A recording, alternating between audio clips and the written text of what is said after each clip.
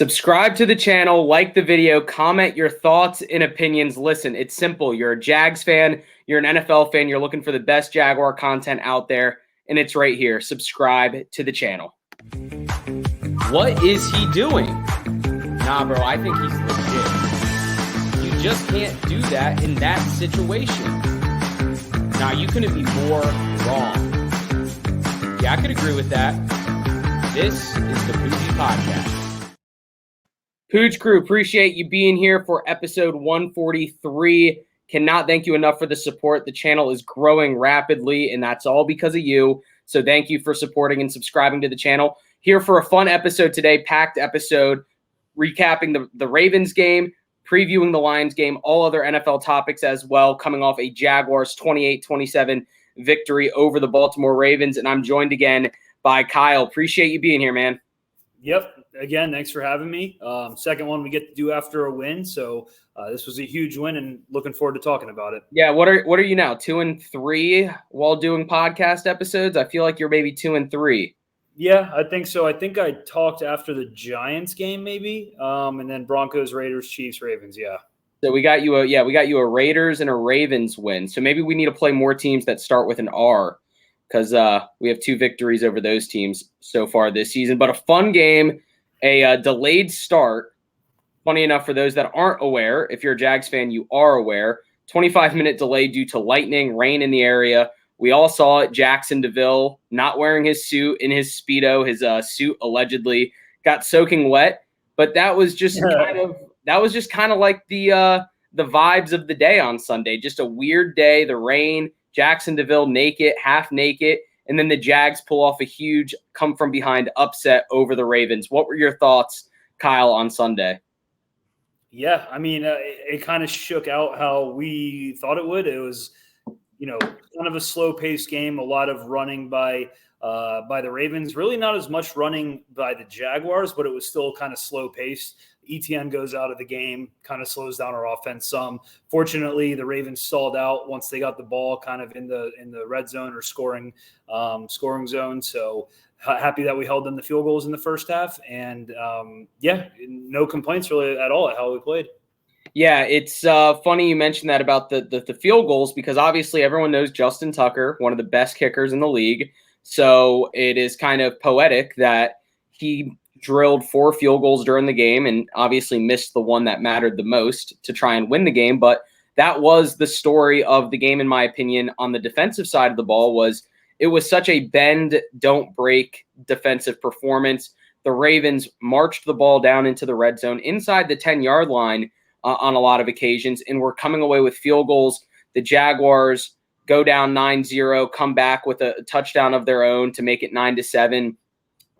And when your defense is able to hold teams that are capable of scoring to field goals, that is really how you can go out there and create upsets, because they are not capitalizing on their opportunities. And if you can match their field goals with a touchdown of your own, you're going to be gaining 4 points on every possession as far as scoring possessions go. And that's what the Jags did. Their offense really came together. But you could see it early on that the Ravens defense is legitimate and were causing problems. The Jaguars by no means were not marching the ball down the field as easily as the Ravens were. But what were some of the keys to success that maybe you saw from the Jaguars' defensive side as far as kind of holding the Ravens in check for most of the game? Yeah, so I think it's weird, man. Like the stats read how the Jaguars stats typically read. The Ravens outgained us in yardage, had more first downs, and had more time of possession. However, we ended up winning the game. So, our defense looked good. Again, it was just getting those big third down stops. Lamar was not as successful as I kind of thought he would be. Although they were 8 for 14 on third down, I think we just had at the right opportunity some big stops. I think our boy Foy, how do you say his name? Foasi. Foley Fatukasi? Yeah. I mean, he had 18 tackles, 2 tackles for a loss. Like, that's huge. He was all over the field. I don't know if we can still do Gruden grinders, but he's definitely getting the Gruden grinder for this week. And that's Fatukasi and not Aluakon, right? No, I'm talking about Aluakon. Aluakon. Okay, Foye, Aluakon. Yeah, there's a Foley and a Foye, and they're both new this season. and Aluakon, a linebacker, Fatukasi up in the middle. But yeah, Aluakon was flying around the field. Yeah, he was big. I think I don't think, they didn't pass for anything crazy.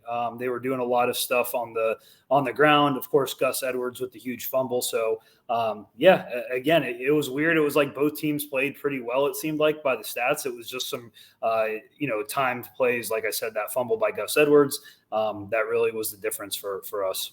Yeah, and it felt like the Jaguars were kind of finally putting everything together at the right time. And when the defense was making stops, the offense was capitalizing. And when the offense would stall, then the defense would step up and hold the Ravens. Now, granted, the Ravens opened the game with a missed wide open touchdown pass. Lamar Jackson missed his guy wide open. Then Mark Andrews had a touchdown drop. Josh Oliver had a touchdown drop. And then I think Demarcus Robinson had one as well. In this league, sometimes that's what it takes for the underdog team to win. That's going to happen. And the Ravens, had the Ravens won, it would have felt like the Ravens deserved to win. And with the Jaguars winning, it felt like the Jaguars deserved to win. So it was nice to win a game where both teams played well, and it didn't feel like we were gifted very much as far as penalties or weird fluky things happening. And shout out Andrew Wingard coming up clutch, causing that Gus Edwards fumble from behind. Gus Edwards was picking up chunk yardage, and that was a huge drive that the Ravens could have put together there. They were winning 19-17, and for Wingard to step up and make that play when he did was just extremely ideal. And now that's 2 games back-to-back where, 2 starts or two hefty playing time minutes that he's had where he's played well, one against the Raiders, and that led us to a victory, and now against the Ravens, leading us to a victory. Yeah. No, that was a great play by him. Cisco had a good game. I think he had 2 pass breakups, 7 tackles. So you mentioned penalties. Yeah, we only had 4 penalties. They only had 3. I guess the crazy thing, too, that I noticed while looking at the sheets and recapping the game, we only had 38 rushing yards. We're one of the better rushing teams in the league. I think we were averaging like 162 going into it, or excuse me, like 140 going into it, something like that. And Ravens had been, I think, one of the mediocre teams against they were one of the better teams against the rush, rather, excuse me. And we only had 38 yards. But Trevor Lawrence, if you look at the stats, we had 18 first downs. 1 was off of a penalty. 1 was a rushing play, but 16 of the first downs were off of passing plays, which is insane because that shows that Trevor Lawrence is picking up the slack when ETN goes out. 16 of 18 first downs coming on passing plays. I mean, that's a high percentage. Yeah. And I think that does a lot for the confidence of Trevor Lawrence, keeping the drive alive. When the game plan maybe goes out the window with ETN going away, being able to pivot and make the most out of it. Yeah, I think it's fair to say, and probably understate it, to say that was Trevor Lawrence's best game of his career. But it was by far. He was 29-37 for 321 yards and 3 touchdowns. So the man had himself a day, and he was picking up first downs when he needed to, including 2 pivotal 4th down conversions in the 4th quarter that both led to touchdowns. The first one was to Zay Jones, I believe, on a 4th and 8 towards the Ravens sideline. He threw it about 15, 20 yards, a very nice corner route right behind the corner and just in front of the safety. And then the second 4th down conversion came on a 4th and 5 in the final drive. But before we talk about that, there were multiple times in this game where the Jaguars got behind the sticks, where it was 1st and 15 because of a false start, or they got it to 1st and 5 or 2nd and 5 and then a false start to 2nd and 10. That final drive of the game, obviously there's a lot to talk about, but first play incomplete to Zay Jones. Second play was a strip sack fumble. Luckily, Luke Fortner falls on it, turns into a 3rd and 21. Old days of the Jags, that's game over. That's okay. We're punting the ball away or we're turning over on downs. But Trevor Lawrence, resilient, moved forward, picked up 15, 16 yards on the next play to Christian Kirk, and then a 5-yard gain or a 10-yard gain to Marvin Jones to pick up the first down there. So I think we can really say this was his coming out party as kind of being the number 1 overall pick that we've wanted him to be. He finally showed the fan base and I guess his teammates to a certain extent what he can be and what he brings to the table, just as far as his competitive nature and his ability to go out there and win football games. Yeah. Absolutely. That was a huge pickup, like you mentioned, on the 3rd and long, the fact that we could get a big chunk of yardage there. He did have another fumble that resulted in a turnover. We can't keep seeing that. He's got to understand where people are at in the pocket and coming after him. I mean, aside from that, he played a great game. But, we fumble in our own zone, in our own side of the field. They get the ball pretty much in the red zone. That's just tough, man. I will also say the other thing, kind of like classic Jaguars, is after that fumble that we forced, I believe it was after that fumble, right? We had the ball right there. Yeah, right around the 15. We end up just getting a field goal. I mean, we're right on the 15-yard line, and we're down 2 there. So we kick a field goal, but it's like, dude, if you get a touchdown there, they have to score a touchdown. A field goal is no good for them. You know what I'm saying? So they ended up scoring a touchdown anyways, but it's like, if we get a touchdown in that spot, we make it harder on them. So those are my only 2 big things, the Lawrence fumble and then us not converting on that turnover right there. But I guess the same could be said for them. They didn't convert when they had the turnover right there either for a touchdown. And I will give flowers to Logan Cook. I think he had like 3 punts that traveled over 65 yards. They were just bombs that he hit. 2 of them ended up going into the end zone for a touchback, but then one of them, Daniel Thomas, was able to grab as he was gunning down the field, tossed it back to the 2-yard line, kind of put the Ravens behind the 8 ball there, starting from up towards their own goal line. So Logan Cook had himself a day with the foot, with the old trusty right foot. So yeah, I know you're a big special teams guy. Yeah, well, and I was also going to say on that last drive, everyone's like excited we won the game, and I'm like, absolutely not, dude. They got Justin Tucker. The guy's a robot. He can hit from anywhere. And then we do some, on the kickoff, we kicked it to like the 24. I don't know if we tried to squib it or sky it or whatever we tried to do to avoid a big return. And that almost worked against us. They returned it 15 yards to the 40 or the 39. So in reality, 40 is like the goal, the other 40. So that leaves 20 yards to pick up. Like, I didn't really like that at all, even though they only had 14 seconds. I think if anything, you boot it through the end zone and give them a touchback at the 20. So I didn't like that. Obviously, it was a very long field goal. Thank God Justin Tucker did not make it. If you're playing anybody else, obviously, I'm rooting for him to drain that. Yeah, so the proposition there was 14 seconds left on the kickoff. You boot it through the end zone. They have 14 seconds and a timeout starting at their own 25 versus squib it. They end up taking 4 seconds off the clock. You presume, okay, that's one play to try and get into field goal range and then kick the field goal. So it's risk reward. I am more of a fan in that sense of kicking it deep. However, 15 minutes prior in real time, probably 7 minutes game time or like 4 minutes game time, they just hit like a 60-yard bomb to Deshaun Jackson. So that potential is obviously still there. It was kind of a bummer to see that happen because the Jags had just gone up 20-19, and they hit Deshaun Jackson deep, and then a few plays later they score a touchdown. And at that point, I was like, you kind of have to let them score because if they're going to milk this thing long and kick the game-winning field goal, there's really no chance to win at all. So the touchdown wasn't necessarily the backbreaker. We knew we were just going to have to come down and respond. But the Ravens hit a 2-point conversion of their own after that touchdown to make it a 7-point game. Kind of put the Jaguars in a weird spot, nonetheless. So Jags get the ball with two and a half minutes left, 2:20 left. They go all the way down the field. Trevor Lawrence, his signature drive, his welcome to the NFL type drive, if you will, and a beautiful pass to Marvin Jones for the touchdown. Barely snuck his left or his right shin in. Something we learned this week was anything above the ankle counts as a butt or an elbow or a knee. Yep. That was kind of interesting. And then just what I thought was very funny was on the 2-point conversion to Zay Jones. I'm beginning to believe outside of those over-the-middle crossing routes, Trevor Lawrence loves throwing those out routes. Absolutely. He loves those out routes. I mean, he does it on 3rd and 5. He does it on 4th and 2. This team excels when he's throwing the ball to the outside on those out routes. And with the velocity he has on his passes and the precision he has as far as accuracy, if the receiver can get just 1 yard of separation, those things are money. I mean, that's becoming his signature short yardage play. I mean, you look at a lot of teams like, Tom Brady had his 1 yard QB sneak. Now Jalen Hurts has that. Trevor Lawrence has that out route on lock. Yeah.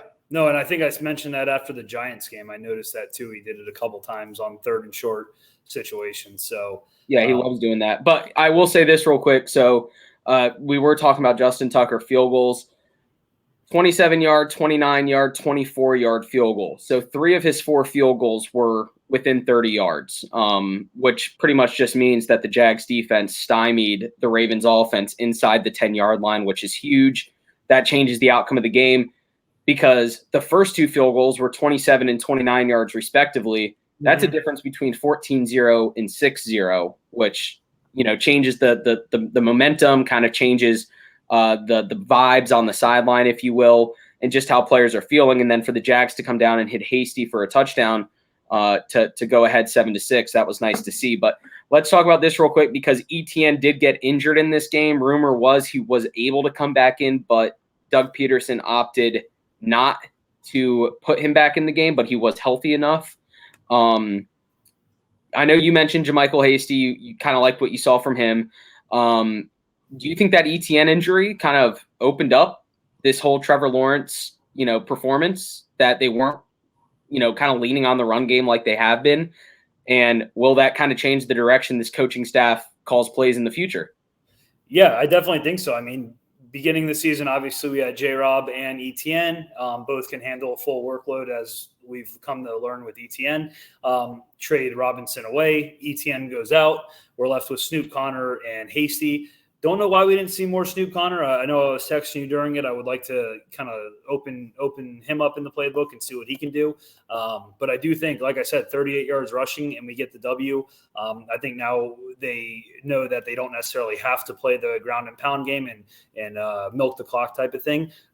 If Lawrence wants to go out there and he's feeling it, let him just whip the ball around, Yeah, and they were going up against one of the better secondaries that we talked about last episode with Marcus Peters, Marlon Humphrey, Kyle Hamilton as well. But then the front 7, with Calais Campbell, Patrick Queen, I think it's Titus Bowser is one of them up there, Roquan Smith now too.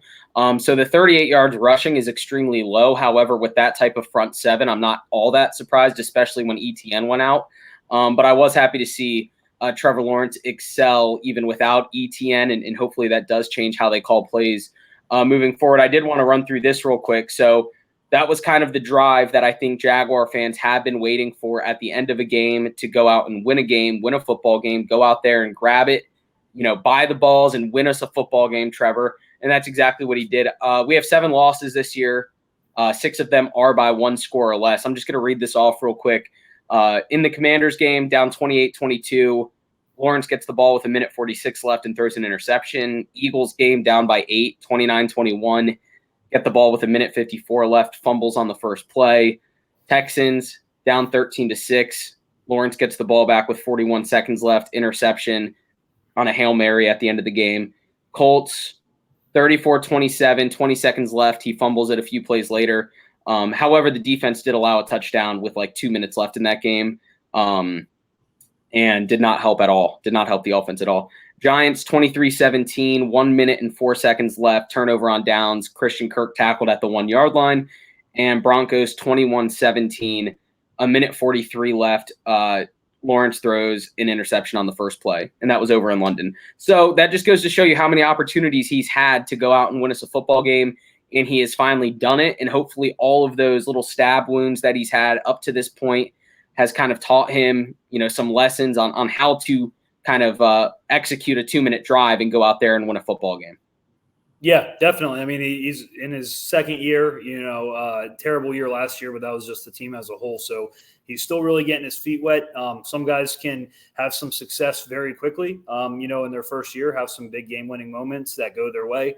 Not the case necessarily with Lawrence, but again, he's shown that he can make some great throws. Looks like he is pretty calm for the most part in the pocket and in those situations. I know I've talked before about his kind of quick decision-making has not been great, but it sounds like he's been working on that, especially taking like some of that accountability after the games, understanding where he messed up. So, happy that we got it done at the end there. Yeah, it was definitely nice to see that. And Jaguars moved to 4-7. After all of those results I just read to you, minus the Chiefs' 10-point loss, 27-17, How is it painful at all, or what are the vibes around it as a Jags fan? Of all of those close losses, is it, oh, we could be much better, or are we just kind of happy with what we're accomplishing? Yeah, I mean, it's easy to always look back and at stuff and wish it went another way, especially knowing what's happened in the future. I mean, but at the beginning of the season, we know we're not in a great division. We know that we can be close to winning the division if we just win 10 games. So I think the Texans loss is very frustrating. The Eagles loss, not so much. I mean, how we lost and all those fumbles is frustrating. But I'd say mainly the Texans and then the Broncos, just because the Broncos are trash, dude. They're not good. They're trying to lose games. And, we still tried harder, I guess, to lose that one. Yeah, I'd say some of the losses are painful more so just because in some instances the defense collapsed on us and just didn't hold in the final minutes of the game, and it did fall back on Trevor. So I think it goes on both sides of the football there. Is sometimes it's the defense not doing their job and sometimes it's the offense. Mm-hmm. But knowing you could be at 5-6 or even 6-5 if even just one or two of those results go your way, it is a little bit bittersweet to look at, but what doesn't kill you makes you stronger, I guess. And the Jaguars come out and pull off a big upset against the Ravens that were 7-3. We're trending in the right direction, fall to 7-4. Bengals go out and beat the Titans. Bengals, now tied with the Ravens in the division. So a huge loss for the Ravens, really, in this game there. So it will be interesting to see what happens down the road. Jags have the Lions coming up. We'll get into that here in a second. But anything else on the Jags Ravens before we move forward, Kyle? No, I mean, Josh Oliver, I don't know if that was his first NFL touchdown, but he got a touchdown against us, 4 catches, pretty big game. We drafted him and never did anything with him. I think he was injured some, but, one of those guys that you draft and you never really get to see how it shakes out. So, wonder if he was thinking about that when he was coming back. I don't think he got treated unfairly or anything. It was just one of those things that didn't work. Ironically enough, Andrew Wingard was the culprit who injured him in training camp. Oh, wow. And, yeah, in training camp, injured Josh Oliver, and Josh Oliver just never saw the field after that. So, but I will say real quick about Jermichael Hasty, great touchdown catch he had up the sideline on a wheel route, an even better throw by Trevor Lawrence.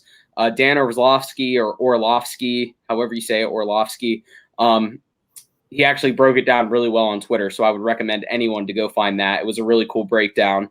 But Jermichael Hasty, what I will say is my one knock on him is when he gets in space, he's great. He can pick up yards. He's a powerful runner, but it seems like his vision running between the tackles is a little bit lacking, which is why I think we saw a lot of instability, if you will, on the goal line. There were a few times where we did have the ball within the 5-yard line and we couldn't punch it in. And that led to a Riley Patterson 23-yard field goal right before halftime. We had first and goal from the 2 or second and goal from the 2. But Jermichael Hasty, I don't know if he's necessarily the long-term answer, but maybe that opens up the door for Darrell Henderson. I mean, long-term answer this season as far as being a goal line back or a short yardage back. But I think Darrell Henderson, even if Travis Etienne isn't as healthy as we think he is, Darrell Henderson probably comes in and does the trick in a few of those short yardage situations. So luckily the Jaguars went out and got him. Last thing I'll say real quick, I mentioned this to you, feels like 96. In 1996, Jaguars' second year of existence, they had 3 wins before the bye week. They had 7 games following the bye week, back when it was a 16-game schedule. So the Jags 3-6 going into the bye. Bye week 10, week 11 opened up against the Ravens, won 30-27 against the Ravens, would then go on to win 6 of 7 games to close the season, finish second in the AFC Central behind the Steelers, go into Denver as a wild card team, upset the mighty Broncos with John Elway, Shannon Sharp, Terrell Davis, the Mile High Miracle, if you will. Took the NFL world by storm, their second year of existence, won the divisional round, lost in the conference championship back in 1996. So just saying the stars are aligning in Jacksonville to feel like 1996 again.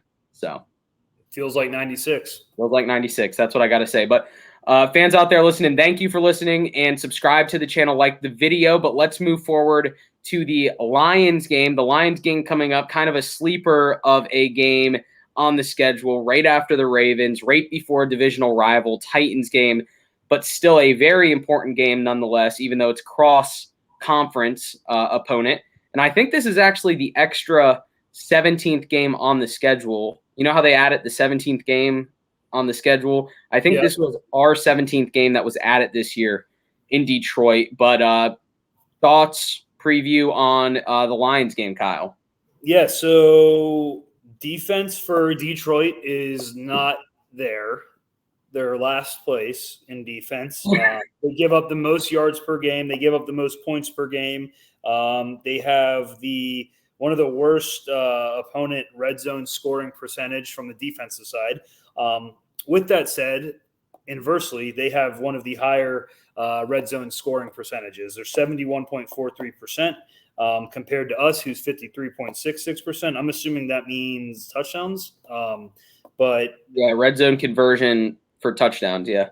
So, but they give up a lot. So if we can get in the red zone, it's possible that we can get in the end zone. The turnover battle, we're dead even, 1.3 a game. That's 18th in the league. So nothing too crazy there. Like I said, they give up the most yards per game. We are currently averaging 359, which is 9th for yards per game, and they're averaging 362.9, and they're 8th. So, both top 10 for yards. We can move the ball down the field. I'd assume much like us, sometimes we have trouble, converting those into touchdowns. They're 8th in points per game. We're 16th in points per game, only about 3 points off. But we also let up about 21 points per game compared to them letting up 28. So like I said, they're last in defense. They do have some strong offensive categories. How that stacks up for us, I mean, they got Jamal Williams, who is so awesome to watch. He's just a likable guy. DeAndre Swift, also very, very good. Obviously, he's probably their number one back, but really Jamal Williams is getting just as much. I think that's always tough as a defense when there's two really good running backs that can catch the ball and run the ball. I don't think we have too much to worry about on the outside. Amon-Ra St. Brown is really, really good, though. Maybe a revenge game for DJ Shark. Jared Goff has shown he can put up numbers. He can move the ball. He does make mistakes, though. I think I want to say it'll be high scoring, but I really don't think that'll be the case necessarily. I think both teams will kind of play down to each other's level, and it might be more of a medium game as far as points and offense is concerned. Yeah, as you were talking about the defense there, I was like, okay, so that's either saying Trevor Lawrence is going to have another career day, or the exact opposite is going to happen of what we expect, and it's going to be a low-scoring, tight battle, defensive struggle. But you mentioned Jamal Williams. He's the type of running back that just continues to run with a chip on his shoulder. He was in Green Bay, never got a chance to really start there because of Aaron Jones, goes to Detroit, never really gets a chance to start there because of DeAndre Swift. Nonetheless, he's still like a top 15 fantasy running back, it feels like, every year because he gets so many touches. What's up, Kyle? I think he's got to be in the top 2 or 3 this year. Yeah, he is such a goal line threat. He runs hard. He's physical. He's got great vision. He's everything you want in a back. And if he wasn't in Detroit, and let's say he was in San Francisco, he would be all over the national media. But he's in Detroit. He's kind of buried under a shitty market similar to the Jags. But he's a great player. And the Lions are going to be on an extra 3 days rest. They played Thursday on Thanksgiving.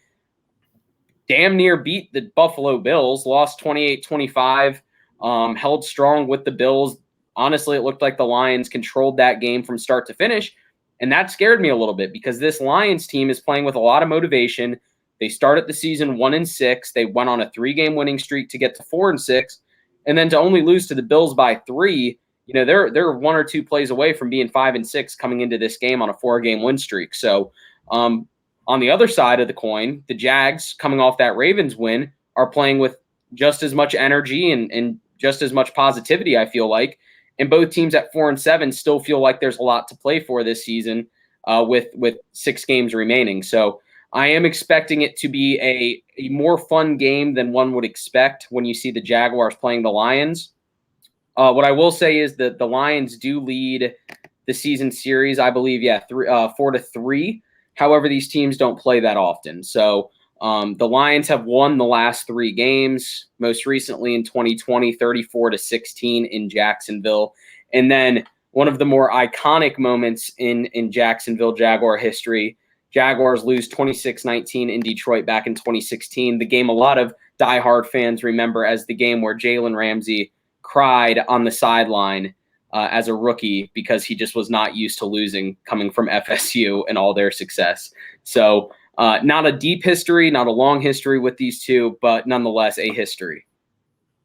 Yeah, totally. And like you mentioned, only losing to the Bills by 3. They were really in that game from start to finish. The guys like playing for Dan Campbell. I know I've talked about him before on here. So I am a little worried. I think we need to make sure we don't have this like, oh, we beat the Ravens, we're good now, because that's not necessarily the case. I think the Lions' record doesn't necessarily reflect how good they are, just like the Ravens' record doesn't necessarily reflect how good they are. I think both teams are, more towards the middle of the pack, and that's kind of where we sit. So it should be an evenly matched game. Amon-Ra St. Brown, 65 catches this year on 88 targets. He has more than double the targets of the second most targeted player on the Detroit Lions, who is TJ Hawkinson. So, who's not even there anymore. Yeah, who's not even there anymore. So that just goes to show you how much that team relies on Amon-Ra St. Brown in the passing game. Maybe a good opportunity for Tyson Campbell and Andre Sisco to really show up on the defensive side of the ball. Outside of that, Khalif Raymond and Josh Reynolds are guys that people know of, but not guys that are going to make defensive coordinators have nightmares. But they'll make plays nonetheless. And it really all comes down to what Jamal Williams does. 734 yards on the year, but 13 touchdowns. 13 touchdowns. He's averaging over a touchdown a game right now, over 66 and a half yards per game as well, averaging 4.1 per carry. So a huge running back threat there in Detroit. Obviously, I would presume the Jaguars win the battle at quarterback with Lawrence versus Goff, but Goff seems to have had somewhat of a career renaissance in Detroit, playing extremely well, but two very similar teams here. But let's get to predictions on this one, Kyle, unless you had anything else on the Jags-Lions game. No, nothing else. I would love to talk about the Lions defensively, but there's nothing to talk about. Yeah, it's crazy. And if we can't exploit that and at least move the ball down the field, then we got some serious issues, because it seems like everybody's able to do that. For prediction, like I said, I want it to go big here, like high scoring, but I do think, it will be a little more tame than what the stats would kind of express. I'm going 27-24 Jaguars, pretty square score, a couple touchdowns and a field goal for Detroit, 2 field goals for us. Playing indoors, hopefully there's, no excuses for missed field goals, no wind, no weather. I think it'll be a close game, and I think we maybe win on a last-minute field goal. I like the last thing you said, their last-minute field goal. I'm going to go 31-28. Jags win on a last-second field goal from Riley Patterson, especially if ETN can play in this game.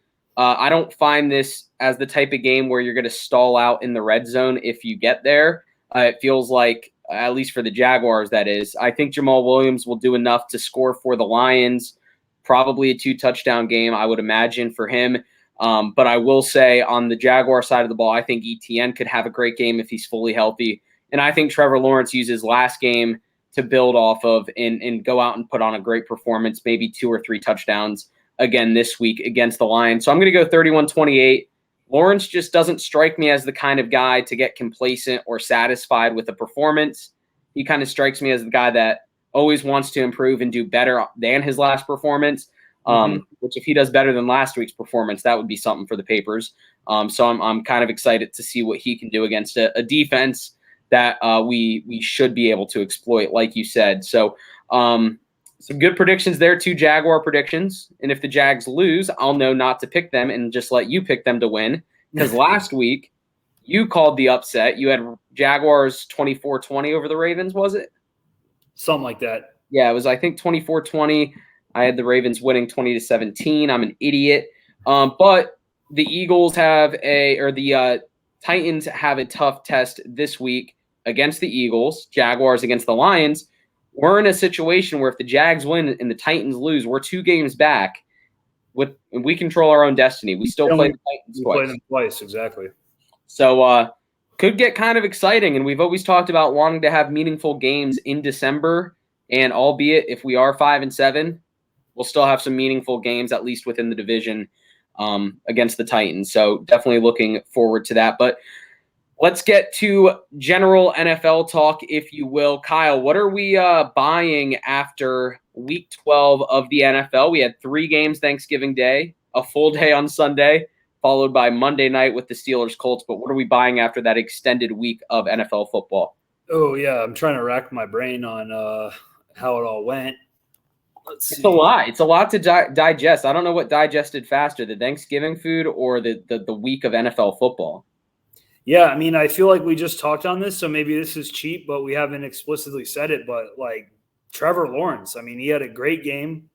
ETN went out early, last-minute drive. He got it done. So, again, I know we kind of talk about him. I don't know if that's cheating to buy him, but the fact that he was able to put that together, I think that's a notch on the belt as far as, okay, I'm in the NFL. I got my first win. And it's like, okay, I'm in the NFL. I threw my first interception. I got roughed up. I had a heartbreaking loss, all that. And then it's like, okay, I finally put it together, got the game-winning drive against a team that was favored at home against us, and I got it done. So I'm buying Trevor Lawrence. Yeah, I like that. I do have a question on Trevor Lawrence for you, actually. I meant to ask this a few minutes ago.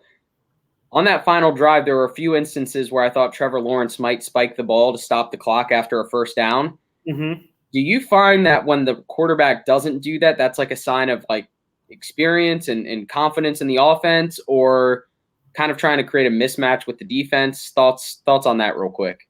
Yeah, I think it's all situational. I think I could see him, down on the goal line when we threw that touchdown pass to Marvin Jones. I thought he was going to maybe spike it. He didn't really fake spike it, but he did run up and run a play. I don't know if that's something they had kind of discussed. In that situation, there's only it's short yardage. I think it doesn't hurt to take a shot there. It's not like you have to throw the ball downfield and take a big drop back and burn time. So I think it's more of a comfortability thing, and also maybe what they have installed. They do the 2-minute drill at the end of practice every week. So I think if you're not sure if everyone's on the same page, you go ahead and spike it. And if you feel confident that the players are kind of knowing what's going on, then you run it. Yeah, I was just watching the game. I was like, get up and spike it, get up and spike it. And they just kept running plays. And I was like, okay, it's working. Yeah, I'd imagine that's something they must work on or discuss. These are the plays. If this happens, this is what we're going to do. Mm-hmm. That's what I think is the situation there. Gotcha. Well, all right. Well, I'm gonna buy 2 things real quick, and I would say one of them is going to be the Miami Dolphins, but I feel like I've bought them for the last 4 weeks, and they are no longer even like a buy candidate because it's just presumed that they are a great team. I'm going to go ahead and buy Mike White, the Jets' new franchise quarterback, in my opinion. He is a beast. He is fun to watch. He's a great player, albeit 4 NFL starts. However, we talked about Trevor Lawrence's great game. Well, Mike White has done that exact same stat line twice in just 4 NFL starts. One last season against the Bengals, one now this season against the Chicago Bears, this Week 12 game we just had. Over 75% completion, over 300 passing yards, 3 touchdowns, 0 interceptions, and the victory. It's just incredible what he's able to do. He's getting Garrett Wilson involved. He's getting Elijah Moore involved. Michael Carter, the UNC running back, goes out of the game, and they still find a way to win by 21 points. Just extremely impressive. And fun fact for you, Kyle, little trivia here. Garrett Wilson and Elijah Moore have combined for 10 touchdowns this season. How many of them have been thrown by Zach Wilson? 1. Only one of them. To Elijah Moore, because I know Garrett Wilson has 2 from Flacco and 2 from Mike White. Yeah, so it's funny how the offense just looks completely different under Mike White. So that's going to be my first buy candidate of the week. My second buy candidate is going to be the San Francisco 49ers defense. I'm still figuring them out on offense. Obviously, adding Christian McCaffrey has helped them tremendously. Still don't know what to think of Jimmy Garoppolo. But the 49ers defense has not allowed a second-half point in 4 straight games. Crazy. Which is unheard of. That's 2 full football games, just 4 second halves. They haven't allowed over 20 points since their game against the Chiefs, and what they allowed 44 points. But they've won 4 games in a row, and they're on a heater right now. But they do have the Miami Dolphins coming up, a Mike McDaniel revenge game Miami traveling to San Francisco. So I think this could be the real contender versus pretender type game. But I am going to buy the Niners defense, and I want to see how they try and hold this Miami Dolphins offense in check. I like it. Those are my two. I don't think there's anything else I'm buying right now, just because the market too volatile. So I'm just gonna hold off on buying after week 12. Real quick, I will say this: did you see what happened in the Raiders Seahawks game with the 12th man on the field? Yeah, after the interception, it looked like he was coming out of bounds or going down, and that guy ran out on the field, and then was like, "Oh," and kind of he just started blocking. No, he kind of like realized what was going on, and he kind of ran towards the sideline, and then the guy went out of bounds. Luckily. Yeah, I was like, the NFL didn't even notice that though, right? At the time, no, there was no flag, nothing. Someone was watching and noticed it happen. Was like, he shouldn't be on the field. I like that move. You kind of just get someone in there. Like they should do that more often. And if they catch it, they catch it. Like hockey with like line changes. Like if it's a return, get your offensive line ready on the sideline to run on as a line change and start blocking. That's great. And the Falcons found a way to lose another heartbreaking game in the Falcons fashion that we all know and love. I think like a pick on the 2-yard line with like 30 seconds left. But anyway, what are we selling after week 12, Kyle? Nathaniel Hackett. Selling him. Launching him to the moon, Nathaniel Hackett. Probably to some NAIA league, like fourth rung of the college football pyramid. That's probably where he belongs. Just so bad every week, dude. Every single week, even when they win, it's not good. And they play the Panthers, who are on an all-time QB carousel, like some sort of record for the amount of QBs and turbulence that's going on. And they somehow lose to them. I mean, they get outgained by 100 yards. This is what's crazy. The Panthers win by 13 points, and the Panthers only converted 2 first downs on third down, and they were 2 for 2 on fourth down, granted, but they were 2 for 12 on third down. The Broncos were 4 for 14 on third down. So just not good. They got sacked 3 times. They punted 7 times. Got smoked in time of possession. I mean, they just can't even move the ball at all. Yeah, it's really almost unexplainable. Yet you sat here and just explained it perfectly. But none of it makes sense. And I feel like Broncos fans before the season were like, oh, this is like us getting Peyton Manning again, and we're going to go on another playoff Super Bowl run. We have a great quarterback. And the exact opposite has happened, and it's just been an absolute dumpster fire. Yeah, I mean, nobody was higher on the Broncos than me, which is maybe why I keep bringing them up every week, because I'm just like, hating myself for liking them so much before the game, or before the season, excuse me. I hate myself for loving you, like that one song from like the 80s. Yeah, exactly. Yeah, I'm going to go ahead and sell 1 week after buying them. I'm going to go ahead and just sell them while I can. The Tampa Bay Buccaneers. I was buying them after they beat the Seahawks. They had beaten the Rams. They held close against the Ravens. I was kind of like, okay, maybe this team's turning a corner. And then that happened on Sunday in Cleveland. You let Jacoby Brissett come out and beat you in overtime with like a minute left in overtime. Browns win 23-17. Just really an inexcusable loss for the Buccaneers, who were trying to get above 500. They would have been 6-5, yet they're still in first place in the division. And it's just gut-wrenching to watch them play. How many times have the Buccaneers scored over 20 points this season, Kyle? 3. They have scored over 20 points 4 times, and 2 of those have resulted in a loss. So they can't score points. The offense that we all knew and loved from Tampa has crumbled. Mike Evans, Chris Godwin, they add Julio Jones. They have all these, rookie running backs, Keyshawn Vaughn or Rashard White, all these guys. And then you have Tom Brady, and the team just looks abysmal, and there's nothing to explain it. Yeah, and I saw part of that game. I heard that there was some bad time management or some weird stuff that Todd Bowles was doing towards the end. I might have to go back and look at it, but sounded like, yeah, they could have maybe scored towards the end there before overtime or something, but they were content with kind of going to overtime. Oh, I did not see any of that game. The only thing I heard, well, I watched the end of the game in overtime when it was on Red Zone, but losing 23-17 to the Browns doesn't even warrant me going back to watch the game like I do with most of these games that we talk about. But the only thing I heard of was Buccaneer fans bitching about the field conditions and how the field was muddy, and that's what led to the Amari Cooper, almost touchdown in overtime where he went like 45 yards because the cornerback slipped on a tire track in the middle of the field, like a muddy track. But nonetheless, you shouldn't be in overtime with the Browns if you're the Buccaneers with Tom Brady. So they're sitting at 5-6. I'd have to go back and look, but I feel like this is probably the latest in the season that Tom Brady's ever been below 500 as a starting quarterback. I'm not sure if that's accurate, but that is what I'm going to sell this week. And I know I sold Sean McVay and the Rams last week, so I won't sell them again. You selling anything else of week 12, Kyle?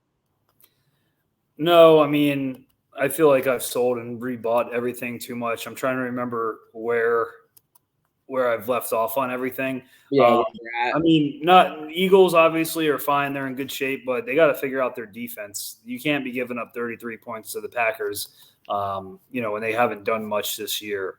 So that would be my only other kind of thing that was like, oh, that's interesting that I saw this week.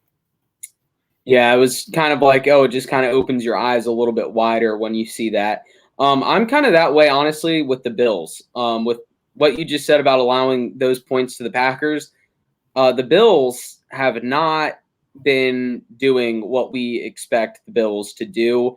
After their 38-3 win over the Steelers in Week 5, they haven't had I guess they beat the Packers by 10, but they haven't really had any convincing wins. All their wins have been by like one score, 28-25 against the Lions, 31-23 against the Browns. They lose by 3 to the Vikings, lose by 3 to the Jets, beat the Packers by 10, beat the Chiefs by 4, which is a great win. But a lot of those results with that type of team just tell me that at the end of the day, their talent is carrying them to the finish line, but not their skill put together on the field. They have enough talent to win, but the skill is not meshing like it once did. So maybe the tape is out, and maybe teams are starting to figure out the Bills. But I am a little spooked with the Bills right now, even though they are 8-3. So yeah. But let's get to Week 13 before we call it an episode. Week 13, Kyle, best game of the week for you. All right, let me pick it back up here. Pick it back up. I mean, I'll go with mine first. Yeah, you go. Because there's 2 candidates I want here, and I already kind of hit on one of them. Actually, there's 3 now that I look closely at it. I'm going to say the best game of Week 13, in my opinion, is Jets-Vikings, just because I think this could really be the nail in the coffin for Zach Wilson. This could be the turning point for Mike White and the New York Jets, making a playoff push, start of December, solidifying themselves as AFC wildcard contenders. Or this could be the Vikings blowing out another team that people think is good and moving to 10-2. So I'm going to go with that as my best game of the week. Okay, yeah, I think I'm going with the Dolphins 49ers. I think you got, like you mentioned, the defense of the 49ers, the high-power offense of the Dolphins. I think that'll be a great game. Shanahan versus Mike McDaniel. He came from there, obviously, like you mentioned, the revenge game. So I think we got receivers everywhere. We got running backs everywhere. That's going to be a fun one. It's going to be like a chessboard with no rules. Like any of the pieces can move anywhere. Yeah, and they're all queens. They can all move in any direction, how much ever they want. That's a perfect way to think of it, with Deebo Samuel and Christian McCaffrey and Jeff Wilson Jr. on the Dolphins with Tyreek and Jalen Waddle. And yeah, that's going to be a crazy game. That's going to be a very fun one to watch. The honorable mention obviously has to be the Chiefs and Bengals. Commanders and Giants too. Man, this is a great week of football. Yeah, I mean, NFC East is tight. Not the sexiest matchup in the world historically, at least the last couple of years, but Commanders and Giants is going to be a big game. Commanders, Giants, huge game. I guess whoever wins that kind of takes control over third place in the division, second place, third place. Yeah, it would be second. It would be third place behind the Cowboys. The Cowboys, yeah. But whoever wins that probably solidifies their wild card spot if they can win 2 or 3 down the stretch. Yeah. But the Chiefs-Bengals a good one because the Bengals hitting their stride, beat the Titans, who obviously aren't the most, complex team to beat. But, they win that. They beat the Steelers. They're currently on a 3-game win streak for their last 5. So that should be a fun one as well. I fully expect the Chiefs to come out and be the Chiefs, but what will the Bengals be in that one? And, the NFL just really has to figure out how to not pre-plan these primetime games because next week we have the Colts at Cowboys on Sunday night, and then we have the Saints at Bucks on Monday night, which if the Saints-Bucks wasn't just cool because it's a divisional matchup, that's a 1 p.m. Eastern game. Mm-hmm. Like, come on, let's be real. 4-8 versus 5-6, shitty division. Why are we even watching that game on Monday night? But we will be. So that's how it goes. Let's get to lock of week 13. Your guaranteed lock.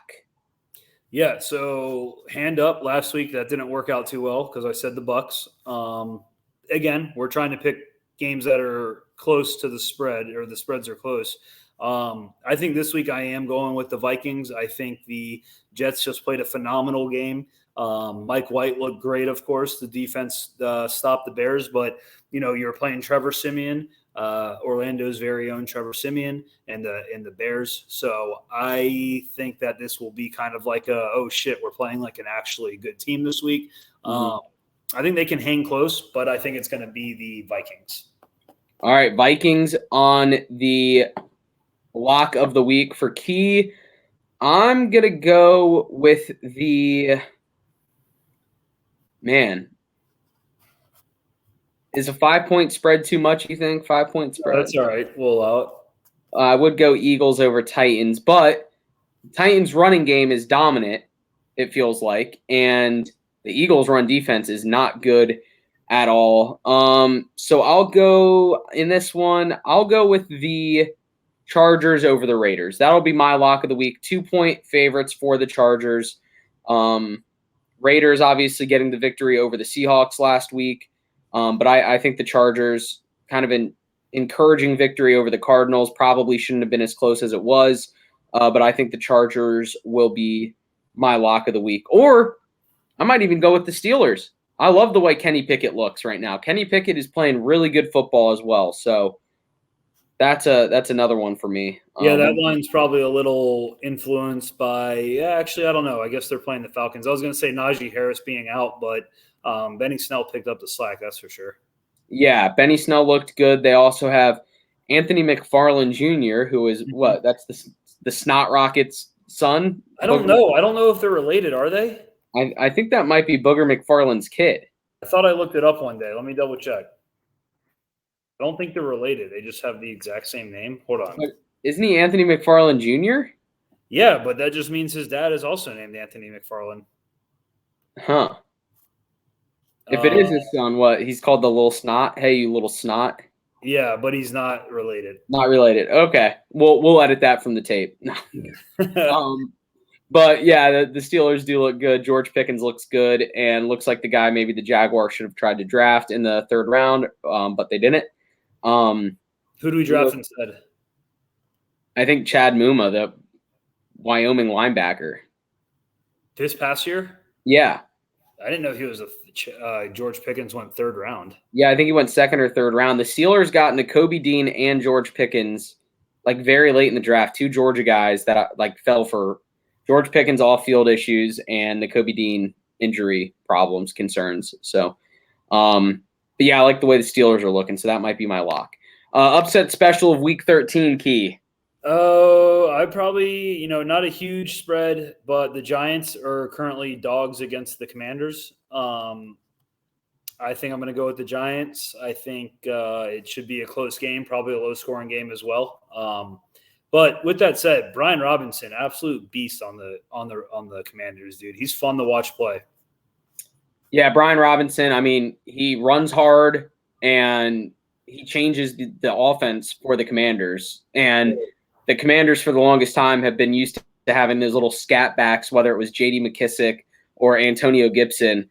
I think Brian Robinson is like a running back they haven't had since like Clinton Portis, it feels like. Clinton Portis, I was going to say, yeah. But yeah, he is a beast of a running back, runs with a lot of power, kind of a lot of hatred, it feels like. He just wants to bully you and run over you. My upset special of week 13, I'm gonna go against your lock of the week in this one, and I'm gonna go Jets over Vikings. Ooh. That's no disrespect to you, but I think the Jets defense, a top 5 defensive unit in the league, Sauce Gardner, Justin Jefferson, on the Vikings, that's going to be a good matchup. DJ Reed, I think that the Jets on the other side of Sauce Gardner is another great corner. Their defense has just been showing up, and if Mike White can somehow put up 23 to 24 points, I think the Jets win this game.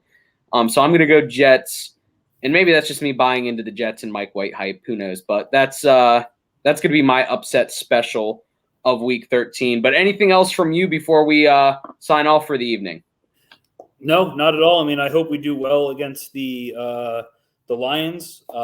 They've been battle tested. We've been battle tested. A lot of close games that could have gone either way. So should be an interesting matchup. Yeah, it's going to be a fun one. 1 p.m. on Sunday. Ford Field, Jaguars at Lions. Lions coming off a Thanksgiving Day loss by 3 to the Bills in what was, I think, the second highest attended game in Ford Field history for the Detroit Lions as far as home game attendance goes. I will say, funny stat for you, the Buffalo Bills are the first team to win back-to-back games in Ford Field since 2015. So they have done that more frequently than the Lions have. Not that the Lions won last week. I just thought that was a fun stat for you. And not to mention, the Ravens lost to the Jaguars, their 4th double-digit fourth-quarter lead that they've blown this season. So we'll sign off with that because that's just fun as well. So appreciate you being here, Kyle, and definitely enjoy the game coming up on Sunday, some conference championship football in the college football world. Fans out there, thanks for watching and supporting. Subscribe to the channel, like the video, comment your thoughts and opinions. But whatever you do, go make this world a better place and take care. How can I be the man when you're the man? How can I be the man when you're the man? How can I be the man when you're the man?